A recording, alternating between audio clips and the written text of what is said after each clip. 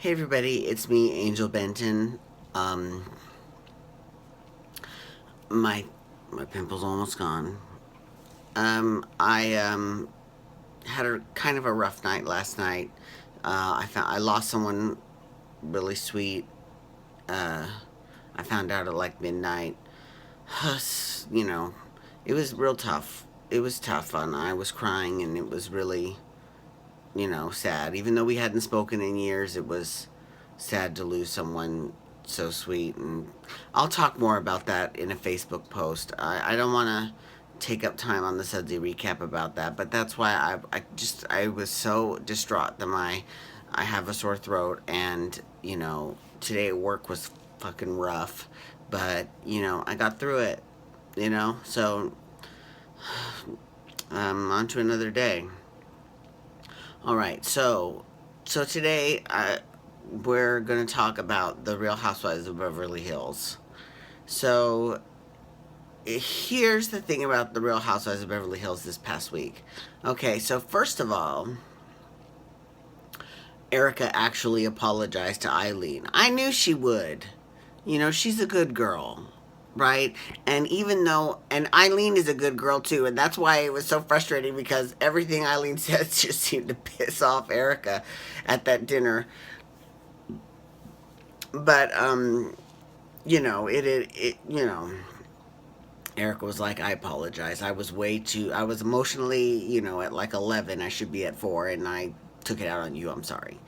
So it was nice that she acknowledged, and Eileen was like, thank you. I mean, that's all you can do, and it was great. It was a touching, heartfelt moment. It was really great. And I love moments like that on Bravo because, Bravo has this reputation for being all about, people that fight all the time. Now, granted, there are a lot of fights, but there's also touching moments just like the one between Erica and Eileen. And if you didn't have the fights, then those touching moments would not be as touching. I got real deep just now about Bravo, about fucking Bravo and the Housewives of Beverly Hills. Okay, well, but it's true. This might, just as a programming note, this might be the last Sudsy recap I do about the Housewives of Beverly Hills because next week I start doing the Amazing Race. Um, I'm doing the Amazing Race Dancing for Relevancy, and I'm doing Vanderpump Rules until Below Deck comes on. So, I think this might be the last one for the Housewives of Beverly Hills. But, in all fairness, we'll have Dancing for Relevancy to talk all about Erica Jane because she's kicking ass on that show and taking numbers. And you know what I find interesting is that, the top two people on that show, in my opinion, everyone else can have a different opinion. That's fine. That's what makes us America.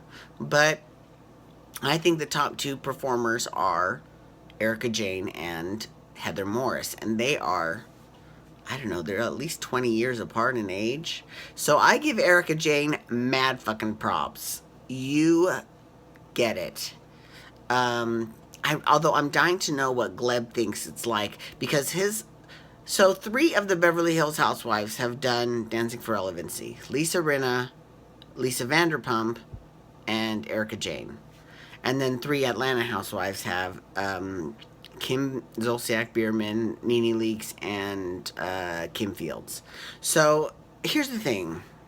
I wonder because Gleb was partners with both Lisa Vanderpump and Erica. Now, Lisa Vanderpump and Erica are getting to become actual friends, which I think is great. Every gay around the world is happy about that because, well, not every gay. Bernie, I'm looking at you.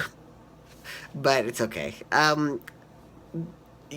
So I wonder who Gleb, you know, I mean, I'm just dying to get inside his head to find out what he's thinking. But he's probably thinking in Russian, and I don't know what the hell he's thinking.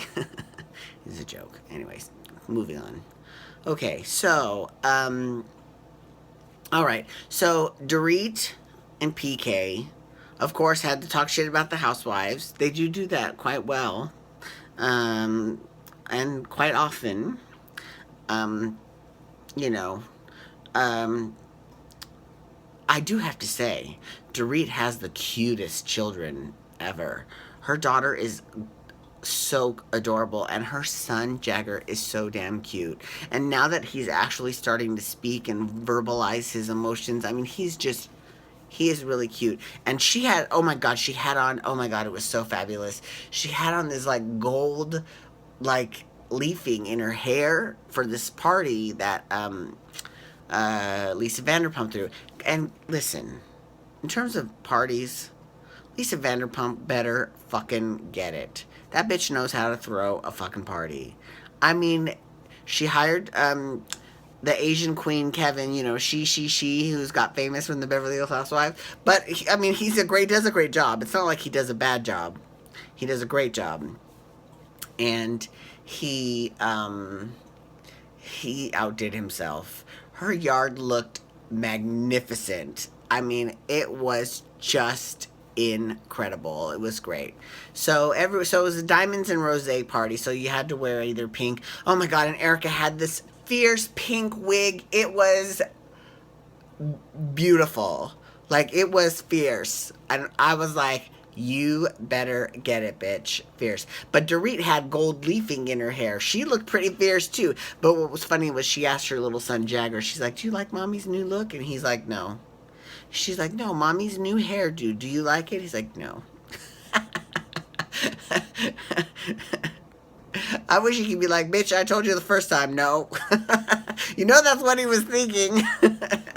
But it's cute, though. I do enjoy her children. They are very funny.